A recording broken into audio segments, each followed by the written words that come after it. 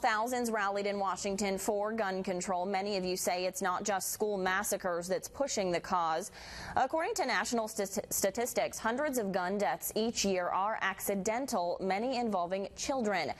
According to the U.S. General Accounting Office, 31% of unintentional gun deaths and shootings may have been prevented if owners took special care. For example, adding child-proof safety locks and a loading indicator.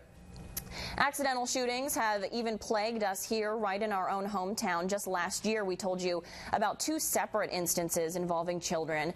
News Channel 9's Alyssa Spirato has more. Alyssa, good evening. Good evening, Natalie. We spent the day at a local gun shop in Harrison and spoke to many gun owners about the issue. Their response is simple. It's not the guns itself that kill, it's the people that are holding them that do.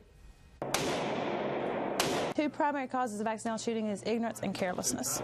It has nothing to do with the firearm.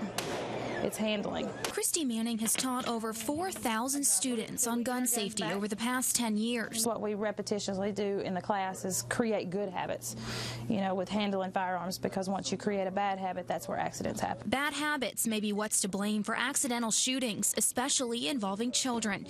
In June, 11-year-old Cassie Culpepper died after her 12-year-old brother snuck a .38 caliber revolver into the back of a pickup truck.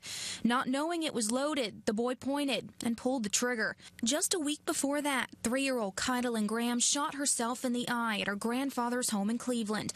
A lieutenant with the Tennessee Highway Patrol who was indicted a few months later for allegedly not securing the gun.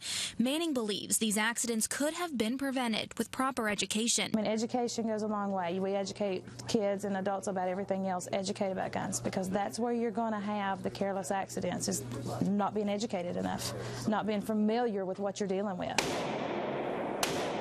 It's not just children that accidentally shoot themselves. Manning says if you can't describe how a gun works, don't shoot it, because one slip-up can equal costly consequences. I just think some people need to realize that they can't just pick up a firearm they've never shot before and just automatically assume they can do it.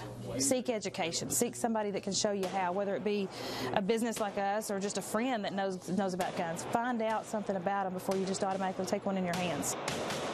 Of course, Manning says there are things you can do to make sure your trigger lock is in place at all times. Also, she says storing your gun with the lock is always best.